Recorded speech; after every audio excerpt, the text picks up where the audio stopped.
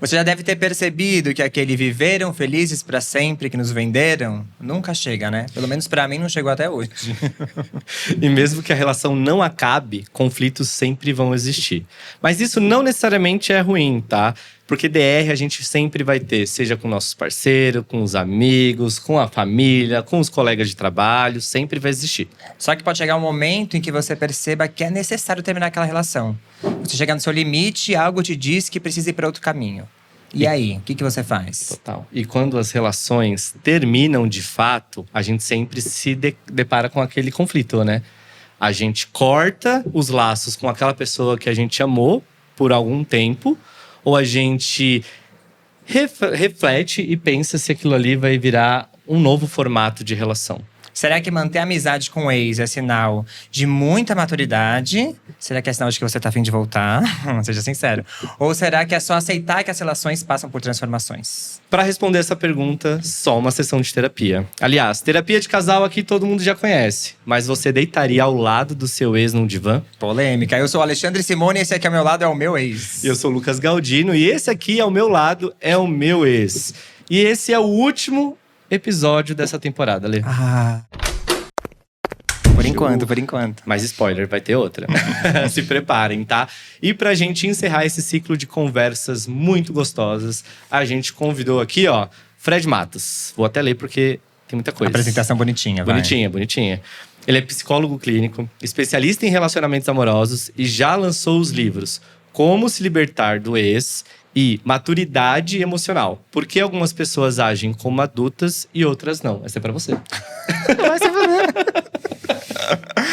Mas antes de começar e falar… Antes de entrevistar o psicólogo, queremos saber do Fred, como é que foram seus últimos términos na vida?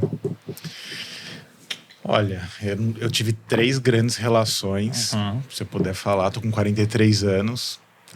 O último término foi relativamente recente, daqui a pouco faz 1 ano. Fiquei 12 anos no relacionamento, casado, tive uma filha. E foi um bom término, né? Se comparado com o anterior, que aconteceu há 15 anos quase. Acho que em parte porque o jeito que a gente terminou, a gente teve um semi-término, que foi um término mais difícil. E aí a gente voltou. A gente fez terapia de casal, a gente conversou muito, a gente se alinhou em muitas coisas. A gente percebeu que existia amor, existia desejo, mas não existia vontade de seguir em frente. Então foi um término diferente, assim, da maior parte das coisas que eu vejo no consultório. Então isso facilitou a maneira com que aconteceu. A gente teve uma conversa muito razoável, muito pensada. A gente não terminou com a temperatura alta, né? Com grandes mágoas e ódios e ressentimentos. Acho que isso tudo foi cuidado ao longo do tempo, né? Da terapia de casal. E aí, quando efetivamente a gente tomou a decisão, a gente ainda tinha um tempo que a gente ia seguir junto na mesma casa, porque a gente tinha uma viagem para Disney com a nossa filha. Vocês fizeram a viagem? Fizemos. Ah, que legal. Então, a gente ficou uns 2 meses ali meio coabitando, já separados. Fizemos a viagem, foi maravilhosa, assim. E aí, na sequência, a gente deu um tempinho mais e aí contou para nossa filha. E efetivamente eu saí de casa. Então a gente está nesse processo meio de transformação de papéis, de identidade.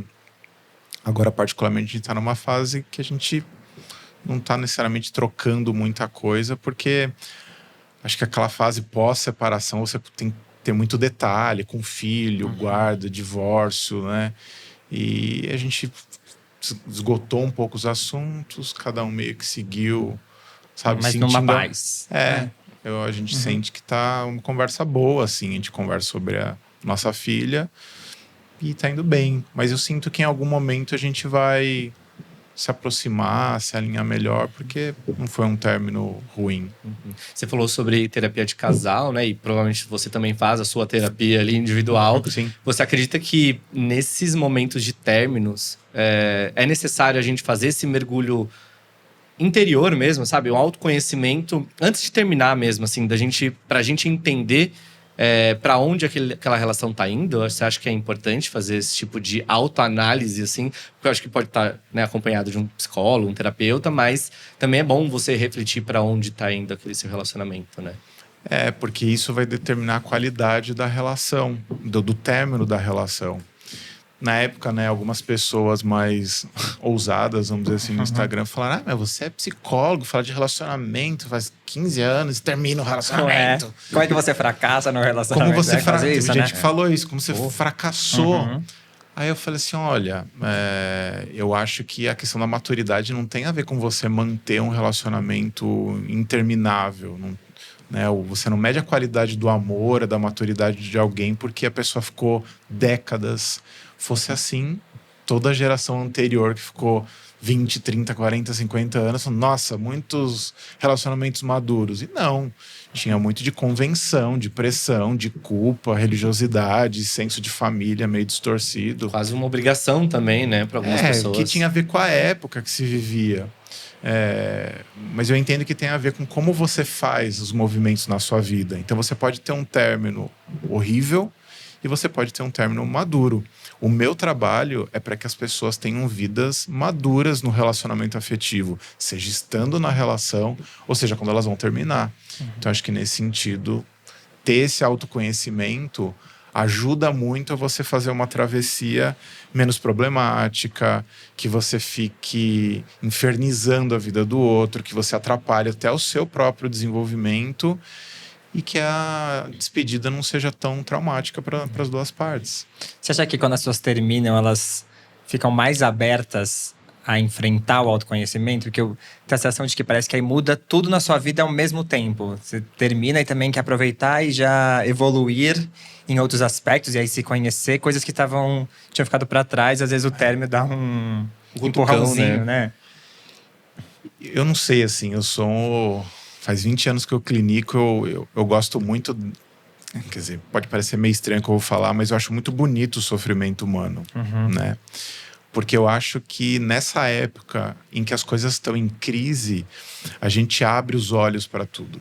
A gente fica muito atento a cada detalhe. Então é como se tudo, de repente, ficasse em câmera lenta, porque cada detalhe conta. Quando você não está numa fase de sofrimento, se pensar, a felicidade um pouco até distrai a gente. Se olha tudo como algum nível de euforia, ou às vezes de conforto e comodismo excessivo. E aí, quando de repente vem a ideia de um término, você começa a prestar atenção em tudo. É como se você tivesse que olhar para o seu currículo de novo e falar que ponto que eu tô da minha carreira, da minha vida, e você começa a ver que esse término também teve relação com as coisas que você abandonou no meio do caminho como pessoa. De modo geral, um pouco isso. A gente meio que se abandona, atribui culpas ao parceiro, à parceira, vai enroscando naquilo, se apega naquela coisa, vai usando uma narrativa de que a culpa é do outro, então eu preciso me livrar daquilo. E aí o término denuncia isso e você fala, puxa, agora eu preciso dar uma acelerada, porque tudo isso aqui... Preciso me desvencilhar de coisas, de hábitos que eu não gostava nesse relacionamento. Quero pensar numa nova possibilidade. O que eu tenho para oferecer? Será que eu gosto de mim? Será que eu me acomodei? Será que eu deixei de fazer coisas que eu queria? Será que eu já experimentei tudo? Então você fica com os olhos abertos enquanto o sofrimento está acontecendo. Eu até lembrei tem a música do Gil, que ele fala: quando a gente tá contente, tanto faz o quente, tanto faz o frio. Tipo, você tá tão feliz e tanto faz tudo. E você só vai seguindo, às vezes o sofrimento realmente traz Você desce um tobogã e não percebe. E acho que é meio isso também, né? Você não precisa ficar autoconsciente o tempo todo, mas o sofrimento... Cada coisa é importante, porque você tá machucado, você tá num tobogã, você tem que olhar onde você tá descendo, né? É tipo um bicho mesmo, né? Quando o bicho tá machucado, ele fica coado. Sei lá, eu tenho um gato, eu sei, quando tá machucado, eu sei que eu não posso nem chegar perto ali, né? Por mais que eu tenha que depois ir tratar aquilo. Mas isso também acho que tem muito a ver. Você comentou do seu término mais recente, e você falou, né? A gente entendeu ali um pouco antes das coisas começarem a degringolar mesmo, que eu acho que muitos casais deixam chegar, vão empurrando com a barriga. Sim. Por acho que medo, talvez, de terminar e pelo julgamento, ou, tô há pouco tempo casado, tô há muito tempo casado. Sempre vai ter um porquê ali maior do que você levar em consideração o que você tá sentindo e terminar. Como que você avalia isso? Existe algum momento específico que as pessoas precisam estar ligadas para poder entender que o relacionamento não é que tá por um fio, mas ele tá indo para um lado que tá se esgotando? Essa pergunta é importante porque um conselho que eu sempre dou é: não tome decisões importantes em tempo de crise, né? Quer dizer, a crise pode precipitar uma decisão importante, mas é importante você não tomar uma decisão quando você está na crista da aflição, da angústia, da ansiedade. Porque senão você vai tratar o problema como se fosse uma barata voadora, né? Você vai querer tirá-la de você e depois você vê que você arrancou sua roupa, sua pele, foi tudo junto e você, às vezes, tomou uma decisão precipitada. Então, às vezes, mesmo que uma coisa pareça muito clara, às vezes, no momento agudo, pode não ser um bom momento, como ter uma DR no momento que você está com raiva. Você tem coisas a dizer, mas você vai dizer de um jeito que seja ruim. Então, às vezes, é melhor você recuar um pouco, entre aspas, na sua decisão, olhar com calma para aquilo, tomar a decisão importante a partir de um lugar de tranquilidade, de compaixão com você, com outra pessoa, de cuidado, porque aquela relação precisa de um cuidado. Você entrou com amor e você precisa sair com amor, ainda que você não esteja amando afetiva e sexualmente a pessoa. Você vai exercer uma outra natureza de amor humano, porque ainda que essa pessoa e essa relação tenha machucado vocês estão implicados, vocês estão muito perto, é como se as peles estivessem tão grudadas que se você puxa, todo mundo vai sair mais machucado do que precisaria. Então, no final das contas, tomar uma decisão com mais calma, uma redução de danos. Não é que você não vai sofrer, mas você vai sofrer de um jeito menos problemático. E é difícil esse lugar da hora de também falar com o outro, porque eu tenho a sensação de que a gente sempre foge das conversas. Eu tenho lembrança do tipo assim… E até de relações que nem são namoros, que não chegaram nesse lugar, mas que eram relações importantes ali, né? importantes. Você tem uma coisa pra falar. Aí você pensa, vou falar isso, isso, isso. Aí chega no dia de encontrar a pessoa…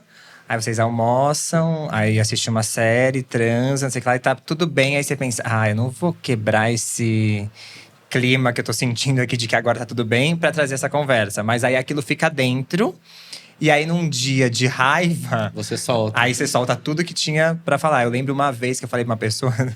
eu não consigo esquecer, eu acho que… Não sei nem se a pessoa se importa com essa frase, mas eu virei e falei assim… É uma merda gostar de você.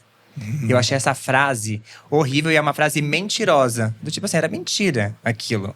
Mas é que naquele dia, eu tava cheio de outras coisas pra falar, que eu fui guardando. E naquele dia eu tava com raiva, eu tava triste, eu tava decepcionado. E aí naquele dia saiu, é uma merda gostar de você. Eu não sei se a pessoa lembra dessa frase da pessoa. Eu ainda vai pedir desculpas um dia. Espero que não. Eu acho que a pessoa nem lembra, nem precisa. Mas depois eu fiquei assim, que frase imbecil que eu falei, porque é uma mentira. Se fosse uma merda, eu não estaria ali, enfim. Mas a raiva me fez falar uma coisa que eu nem Era verdade. era uma verdade emocional da raiva, que era de machucar a pessoa. Sim. Agora, não era uma verdade que representava o que de fato acontecia entre vocês. Então, é isso que acontece quando a gente fica muito ativado emocionalmente.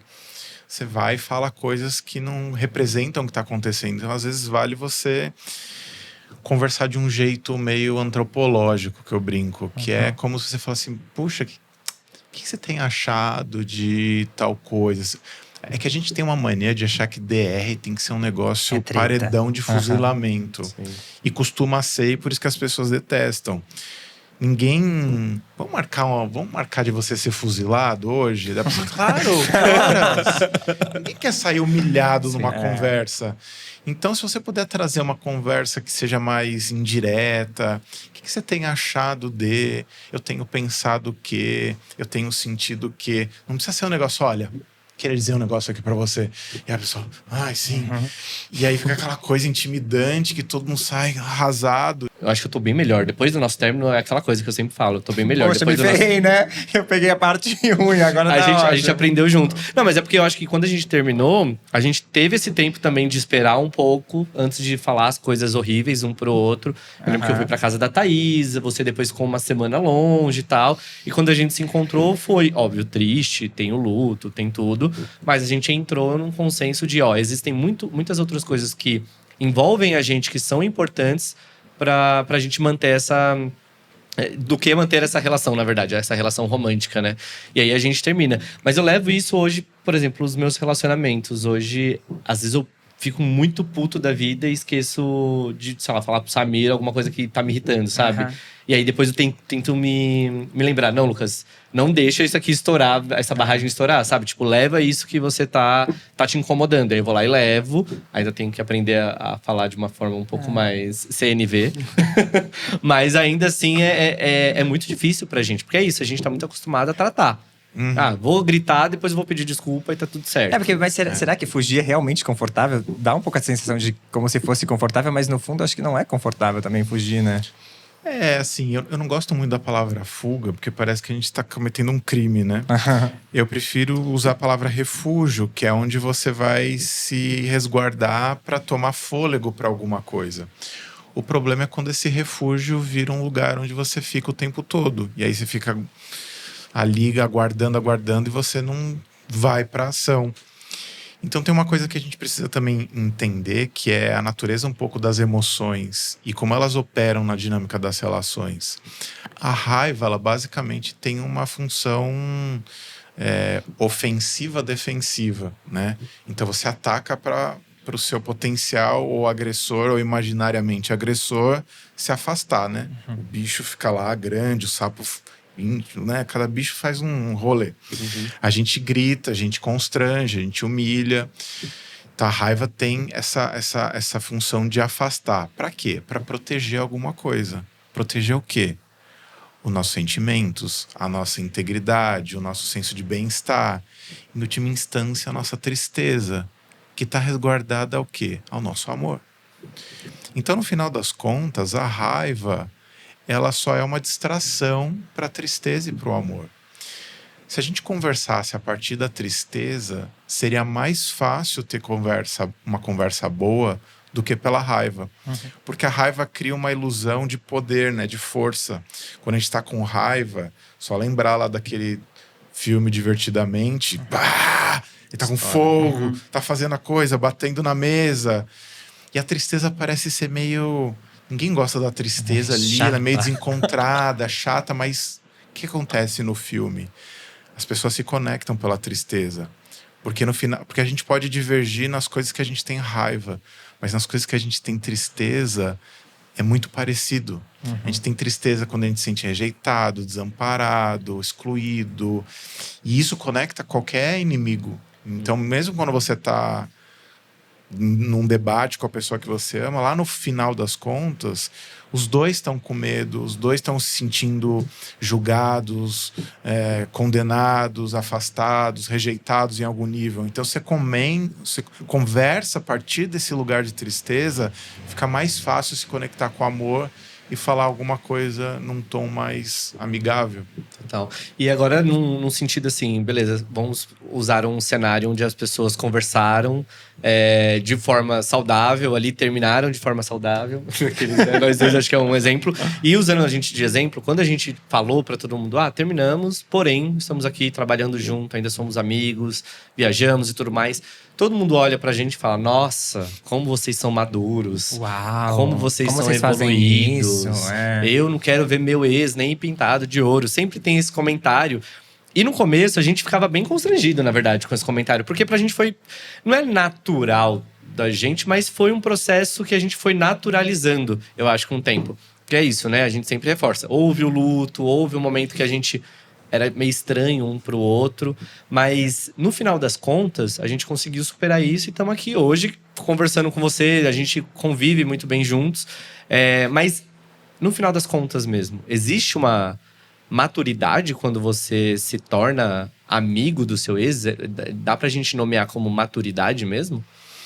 Não necessariamente, né? Porque nas relações humanas não existe um término, né? Existem términos que vêm a partir de muitas relações. Então existem ex-casais que não se desconectam por motivos imaturos, né? Porque às vezes eles ainda ficam ensaiando um desejo, um jogo de poder que ainda está presente de alguma maneira ali. Assim como um casal que se separa e às vezes mantém uma distância, às vezes eles estão agindo de uma maneira madura, mantendo a distância, porque eles entendem que a personalidade deles combinada é problemática. Então não é uma verdade absoluta de que necessariamente você precisa se aproximar de alguém, porque imagina um relacionamento super tóxico que termina de um jeito muito problemático, com níveis de violência, e acreditar que é uma maturidade ter uma boa relação com o ex seria forçar duas pessoas que têm um potencial explosivo ficarem juntas, porque senão elas são imaturas. Naquele caso, às vezes a maturidade tem a ver com cada um no seu quadrado. E pode ser que um dia tenha uma relação civilizada, minimamente cordial. Então tem muito a ver esse ex-relacionamento funcionando também com a natureza da relação, a natureza das personalidades, a natureza do término.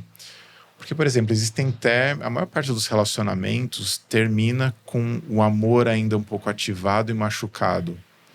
É mais difícil para essas relações se recomporem tão rapidamente numa relação de amizade. Mas existem relações que terminam exatamente porque elas perderam o caráter erótico, afetivo sexual, e ela já se encaminhou para uma coisa parecida com uma amizade. No caso de vocês tinham projetos juntos, então isso de alguma maneira vinculava, é como ter um filho. Isso coloca você em contato com a pessoa e de alguma maneira desafia o casal. Bom, o que a gente vai fazer com esse filho que a gente tem aqui? A gente tem que lidar com ele. Então você também coloca uma dose extra de empenho que, se talvez não tivesse aquilo em comum, você talvez deixasse a sua pior versão aparecer e sair escotovelando a pessoa, então talvez a maturidade toda não aparecesse tanto. Então, assim, tem muitas variáveis que levam um casal que se separa a permanecer numa relação amigável. E, lógico, a maturidade contribui nesse sentido. Ela não responde por tudo, mas ajuda muito, porque um aspecto da maturidade, que eu até falo no livro, é você ter a capacidade de entender que você tem muitas identidades dentro de você. Você não é um monobloco, você não é uma figura...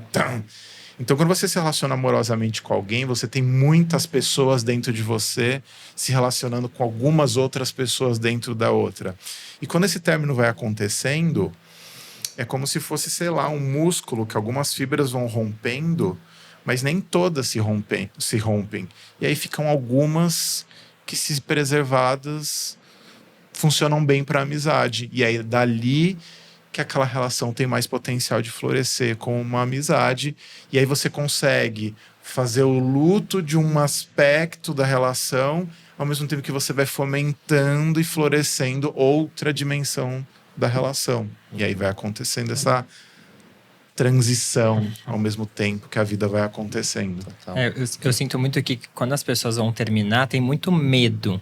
Medo do que vem depois, ou medo de se eu vou me arrepender ou não, e se eu quiser voltar com essa pessoa e daí ela já tá com outra pessoa, ou se eu vou aguentar ficar sozinho.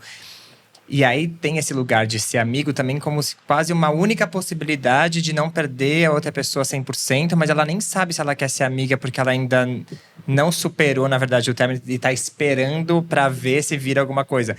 Como você acha que as pessoas podem perceber qual é a intenção delas do ser amigo, se não é uma armadilha de não conseguir ir embora também, sabe? Não é uma resposta exata, né? Porque tudo um pouco na natureza humana tem essa complexidade. Então você não consegue separar o joio do trigo como a gente gostaria. Essa coisa do arrependimento e do medo, a gente vai ter até numa relação que a gente tem certeza que precisa terminar. E eu acho que todo término tem um arrependimento em algum nível. Puxa, podia ter sido de outro jeito. Se a gente fizesse tal coisa. Você sempre vai. Quando você toma distância, você vai sempre contemplar cenários alternativos. E o fato de você se arrepender não quer dizer que você tenha que voltar. Isso é uma coisa importante também. Se arrepender não quer dizer que você vai voltar. Se arrepender quer dizer que, poxa, podia ter sido de outro jeito. Mas você também não tem consciência de como seria se fosse do outro jeito. Se fosse de outro jeito, seria de outro jeito. Então não seria isso.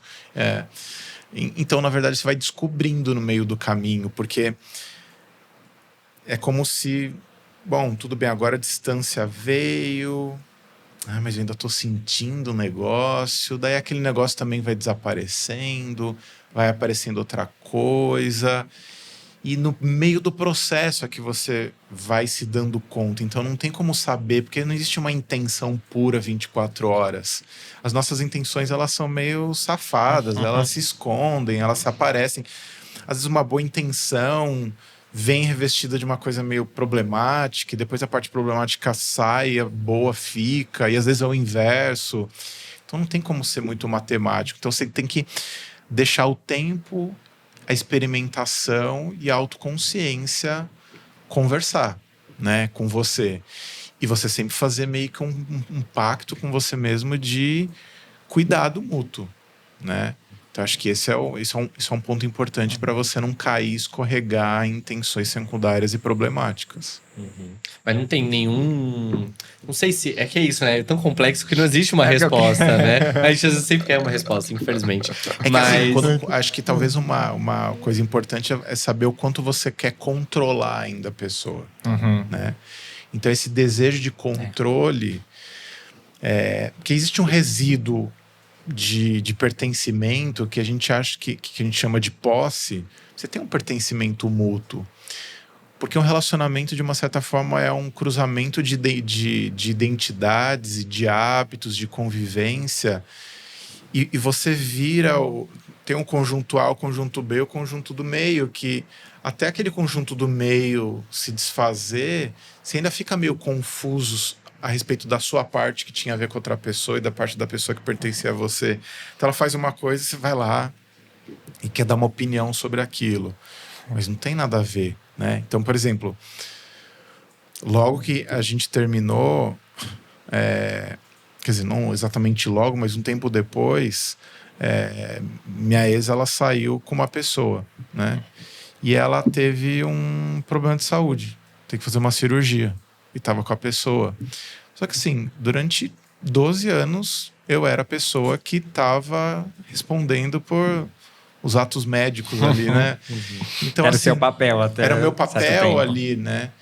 E aí, de repente, estava uma outra pessoa ali naquele contexto, e eu ali, e minha filha não sabia. Em algum momento eu ia ter que falar que a mãe estava internada, que ia fazer uma cirurgia, mas ao mesmo tempo não era eu que estava ali no lugar de cuidado, de acompanhante. Ali, né? Então foi uma coisa assim que ali eu fiquei, deu um bug, eu tentei participar mais, depois eu entendi que eu tinha que recuar, e foi um momento ali confuso, né? Então, descobri isso. Então, tinha partes que eu percebia que existia uma necessidade de controle, e aí toda hora eu pensava, não, calma, tem que lembrar que ela é uma pessoa livre, que eu tenho amor, que fez parte da minha vida, as histórias seguem, tá. Sim. E talvez invertendo a situação, não que também tenha uma resposta, mas porque o Ale sempre me disse isso, assim, depois que a gente terminou, pra mim, todo carinha que eu ficava, casinho que eu tinha, eu queria ficar amigo.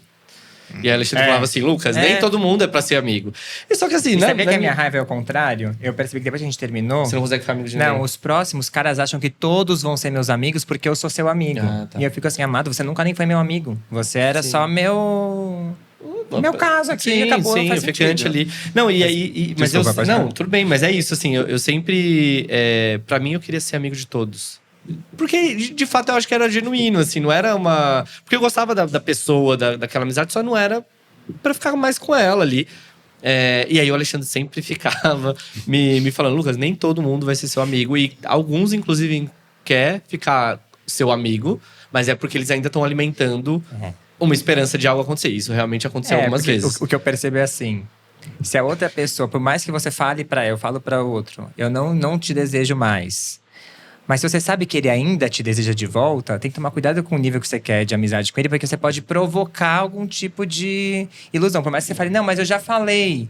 Eu sei, mas eu sei porque às vezes eu tô no outro lado. Às vezes a pessoa fala pra mim, eu não quero. Eu penso, mas a gente vai jantar hoje. Sim. Será que hoje eu não vou conseguir falar, não vou conseguir ir mais bonito do que sempre? Entendeu? Tem esse cuidado. Eu não sei, eu acho que do meu lado era muito genuíno. Pelo menos com duas pessoas específicas desse momento era muito genuíno. Só que é isso, eu não fui percebendo os sinais que a pessoa estava dando de que ela não queria ficar amiga, ela queria algo a mais, ela tinha ainda uma esperança. Então, tinha uma pessoa específica que me ajudava muito profissionalmente, né? Então, me colocando em contato com algumas pessoas e tudo mais, eu falava com você. Não, e eu assim, tipo, porque a pessoa gostava do meu trabalho e tudo mais, do meu projeto e tal, e eu ainda dividi isso com a Lei, e o Ale falou, não, isso aí, essa pessoa tá de sacanagem com você. E de fato aconteceu isso. Teve um momento que eu me senti, inclusive, usado. Aí caiu a ficha, assim, sabe? O Alexandre na minha orelha brigando comigo. Tipo, Lucas, você tá sendo ingênuo. Mas é isso, assim. Eu acho que a minha pergunta seria… Quando a gente inverte esse papel dessa… Saber esse lugar da vontade do outro… Existem sinais que as pessoas emitem pra outra, assim, no sentido de… Que aquilo ali ainda não tá tão resolvido pra ela? É só você fazer um teste. Se você não dá o que ela quer naquele aspecto específico, como ela vai reagir, né?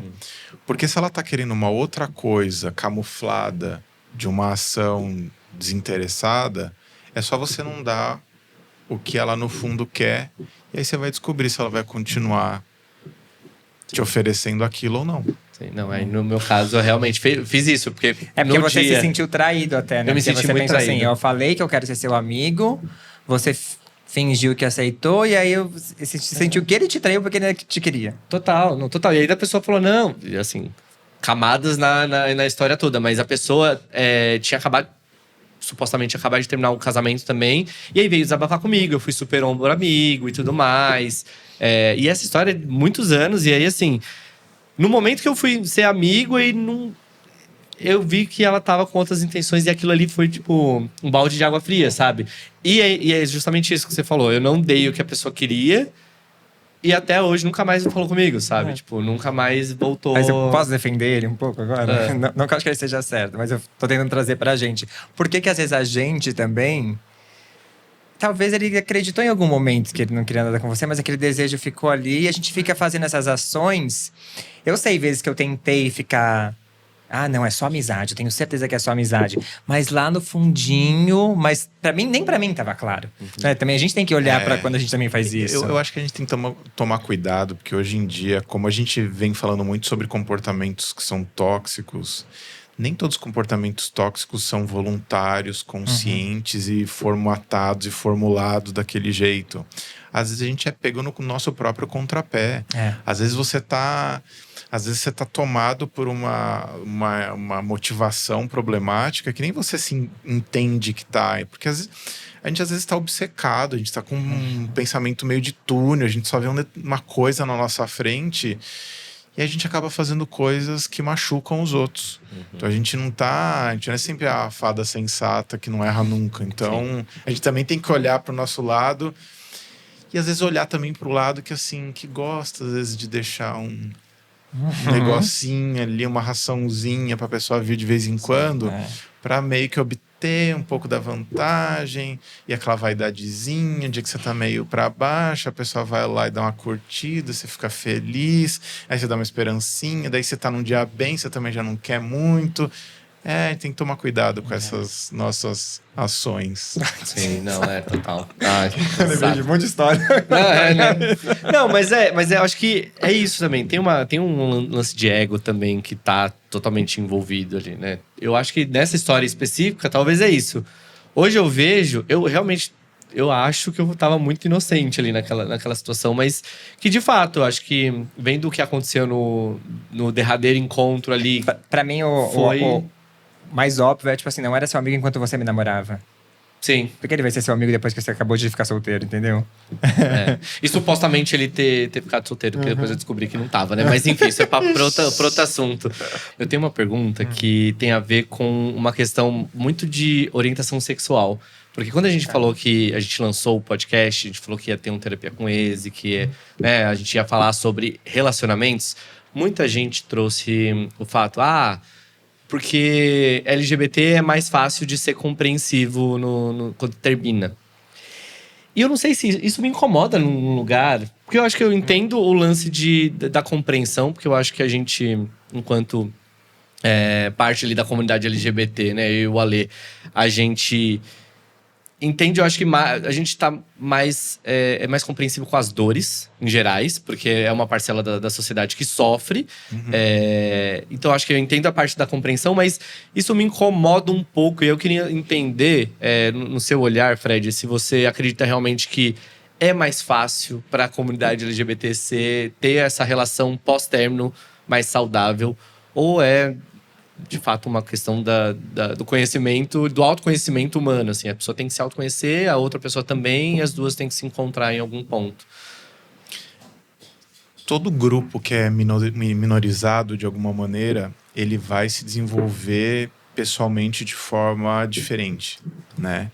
Então, por que de modo geral os homens heterossexuais, brancos, cis, eles são menos autorreflexivos?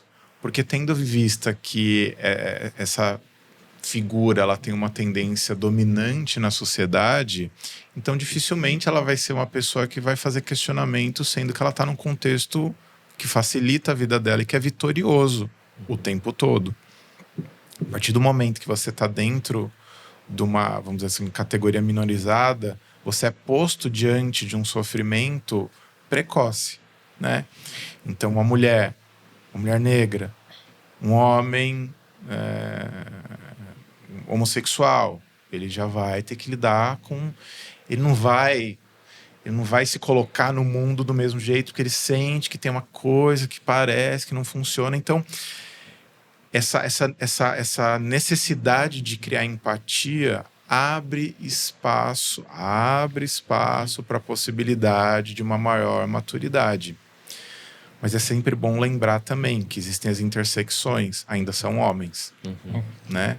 E homem fazendo omisse, não importa se ele é heterossexual, se ele é homossexual, ele vai ter os vícios próprios do mundo machista que legitima certas coisas para um homem a despeito dele estar com um homem ou com uma mulher. Lógico, com a mulher, ele tem outras questões a enfrentar, outros jogos dentro do machismo. Entre os homens, vão ter outras questões. Mas sim, a empatia abre espaço para entender, o que não necessariamente vai ser um determinante de que vai ser algo mais maduro, de fato. E acho que tem que... Os homens gays, assim, né, no nosso lugar, tem que tomar muito cuidado, porque eu percebo que às vezes usa mas eu sou gay, então, tipo, eu não sou racista, eu não sou machista, porque eu sou gay, eu sou uma minoria. E aí tá reproduzindo um monte de merda de homem, só que ainda não tá assumindo sua responsabilidade, né? Sim, e aí desenvolve um comportamento muito tóxico. Então, quando eu atendo, assim, homens gays que se queixam desse universo de relações entre homens que podem ser superficiais, objetificantes, impessoais, porque, de novo, são os homens reproduzindo livremente, sem o constrangimento que o machismo impõe na relação com as mulheres, porque o homem heterossexual em relação às mulheres, ele precisa performar uma civilidade. Porque dentro do machismo, o homem precisa se comportar de um certo jeito, a mulher se comporta de um certo jeito. Entre os homens, acabou esse decoro, né? A gente sabe o que a gente quer, vamos logo acelerar esse negócio aí, é assim, assado, vamos, vai. E aí isso abre um espaço para despersonalização, você não vê a outra pessoa como um ser humano. Então, às vezes, essa facilidade do pós-término não é uma maturidade, às vezes é só uma impessoalidade. Como eu não me importo com você, então eu pareço que tô maduro, quando na verdade você não existe no meu campo de interesses. E aí parece que tá todo mundo bem, só que na verdade não é bem isso que acontece. Total. Então tem a falsa maturidade que aparece em forma de não estou me importando, quando na verdade você não tá ligando mesmo. Então acho que o meu incômodo ele é real mesmo, porque é isso, assim, acho que coloca uma pressão sobre nós que já existe desde sempre, por ser homens gays. Sim. Que tem aquela pressão, e agora coloca essa outra pressão de que não, você é muito maduro. Não, gente, eu tô fazendo merda pra caralho Também, ainda, sabe? Total. Tipo, e tá tudo bem, assim como você, assim como qualquer outra pessoa. Sim. Talvez essa relação que a gente construiu seja realmente uma relação madura, mas tem outras que eu fui realmente muito babaca com outras pessoas, assim como as pessoas foram comigo e tá tudo certo. Bom, e como cada história também tem sua individualidade, é isso. Dá pra ser amigo, não dá pra ser amigo. Às vezes a gente pede para as pessoas nos mandarem histórias delas pra que a gente ajude ela a dizer: olha, o seu ex é bom ficar longe, ou o seu ex pode ser amigo. Exatamente. Vamos conhecer Vamos ler essas a primeira? pessoas? Vai. Meu ex quer voltar comigo, mas a minha família detesta ele. O que eu faço? Não, eu ia falar, assim, você quer voltar com ele? Porque olha só, meu ex quer voltar comigo. E você? Quer Você tem um voltar ponto. com o seu ex? Você tem um ponto, né? Porque é isso, tipo, é ele que quer voltar. Essa pessoa não diz Mas em sabe nenhum que momento. isso é uma coisa que me pega, assim. Quando as minhas amizades, não sei nem família, né? Mas enfim, não gostam da pessoa que eu tô me relacionando. Tipo, o que isso significa? É que elas estão me protegendo de algo que pode ser ruim mesmo? Ou que talvez eu contei só as histórias negativas e fiquei desabafando, e daí você faz com que a pessoa odeie a pessoa que você né? tá, e depois você tem que apresentar e vira um super climão. Ou a sua família e os seus amigos odeiam a pessoa que você é quando tá com aquela pessoa. Aham. Uma boa também. Né? Sim. Então, ou seja, você não consegue manter a dinâmica cotidiana com eles. Então aí isso talvez seja um sinal de alerta, né? Porque às vezes é uma relação, principalmente as relações tóxicas, aí as tóxicas mesmo, elas têm esse caráter de gradativamente afastando a outra do núcleo, porque vai vulnerabilizar aquela pessoa, porque quanto mais afastada, é como uma seita. Quanto mais afastada do resto do mundo essa pessoa tiver, mais vulnerável ela vai ficar, mais refém ela vai ficar. E isso vai ser uma questão. Então, às vezes, essa família não gosta, pode ser porque você mude e fique uma versão esquisita, pior, problemática, se comparado com você sem aquela pessoa. E aí é bom pra ficar de alerta também, né? Porque como ele falou de amigos, eu tenho meus amigos muito como minha família. A opinião de vocês eu acho que conta mais do que a da minha família, de fato. Questões. Mas eu lembro que quando eu tava ficando com um garoto que vocês ficaram, tipo, eu apresentei pra eles, porque é aquela coisa, quando se apresenta já quer dizer que é algo a mais. E aí a Thaís, por exemplo, que é uma grande amiga nossa, falou: cara, não tô gostando dele, porque o Lucas tava se afastando. E depois, quando termina, você sai daquele... Você começa a ver as coisas de fora, né? Eu falei, cara, realmente, eu tava mudando muito. Eu não tava mais saindo. Eu tava virando uma outra pessoa. Eu não tava mais a mesma. E hoje, quando com o Samir, que é meu atual namorado... Todo mundo ama também. Todo mundo ama. Apaixonado. Saem mais com ele, inclusive, do que comigo, assim, sabe? Sim. Então, é uma outra referência. Eu acho que é isso também. Acho que o legal é, talvez, conversar, né? Porque, às vezes, é isso. A gente fica magoado quando a família ou os amigos vêm falar: eu não gosto muito dessa pessoa. Porque você fala, nossa, como assim, né? Você fica um pouco ferido por conta daquele apontamento, mas de repente fala, por quê? Porque aí a pessoa pode te mostrar alguma coisa que você não tá enxergando também, né? Eu acho que talvez Também seja tem uma interessante. outra possibilidade também que acontece, que às vezes a família é uma família muito problemática, né? Então, às vezes, eles não gostam do parceiro ou da parceira pelos motivos errados. Sim. Certos, errados, enfim. Porque às vezes aquela pessoa está trazendo mais lucidez, mais autonomia, mais independência, mais posicionamento. De repente ela começa a barrar certos comportamentos problemáticos que essa família tem. Aí a família não vai gostar, né? Então também tem isso. Talvez o conselho seja: por que a sua família não gosta? Exato. E se você quer voltar, porque eu não sei nem se a pessoa quer voltar. Você não deixou claro isso Eu aqui. adorei. Então, Meu assim, ex quer voltar, o que eu faço? Eu acho que ela queimou a pista e agora tá com dificuldade de se desdizer. Exato. Parece um pouco. Exatamente. Bom, essa é a hora que o terapeuta olha pro relógio e fala: acabou por hoje. Aí você fala: meu Deus, o que eu faço com todas essas outras questões que estão na minha cabeça?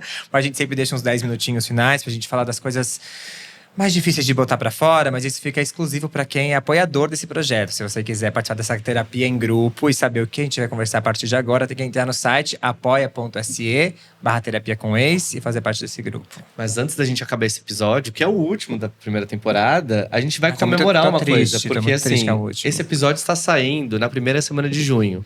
E eu e o Alexandre, nessa semana, estamos comemorando 3 anos de solteiro. separados. Não, solteiro Eu não, né? estou comemorando 3 anos de solteiro, tô muito feliz. Eu tô só separado mesmo dele. E aí a gente, obviamente, vai comemorar isso. Vai. Aí a gente, obviamente, fez o quê? Um bolo. Porque a gente, primeiro que eu sou taurino, né? A primeira coisa que eu pensei na comemoração foi comer. Justo.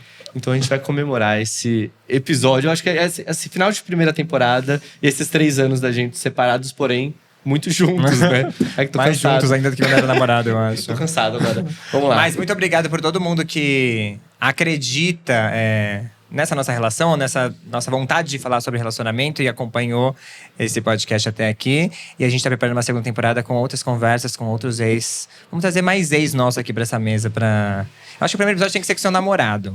É uma boa, porque ex vai ser meio complicado, né? Tem que pedir pra desbloquear. Vai ser meio complicado. Não, mas é verdade. A gente volta na segunda temporada com mais histórias e mais reflexões também sobre relacionamentos, porque é o que move a gente, né?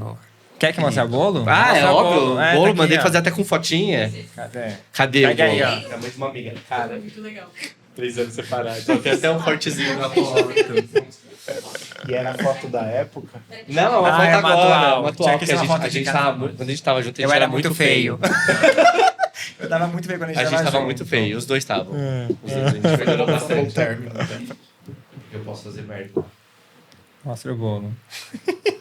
Olha o bolo. Essa foto tá maravilhosa. Não faz As pessoas geralmente ficam tristes, né? Porque terminaram, a gente fica Pois contente. é, a gente comemora. Vou dar um spoiler que a gente vai falar agora sobre as paixões platônicas. Eu tenho várias. Se você quiser saber, entra lá, apoia.se/terapia com ex. Obrigado pela companhia. Um beijo grande. Termine se for preciso e cuide-se bem. Tchau.